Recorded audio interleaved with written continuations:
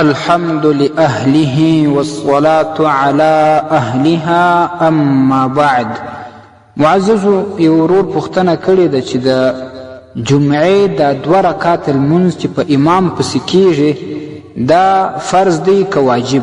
شرکوونکې اداره عبرتناکه کیسې او حدیثونه. الجواب بالله التوفیق. معززو د جمعې دا 2 رکعات لمونځ چې په امام پسې کیږي دا فرض عین دی.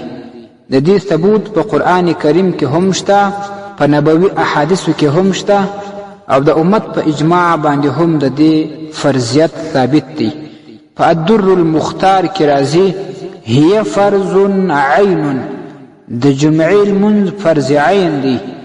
او د دې په شرح رد المحتار کې امام شامی رحمه الله دا آیت راخستی: يا أيها الذين آمنوا إذا نودي للصلاة من يوم الجمعة فاسعوا إلى ذكر الله. د دې څخه استدلال د جمعې د لمانځه په فرضیت باندې کړی.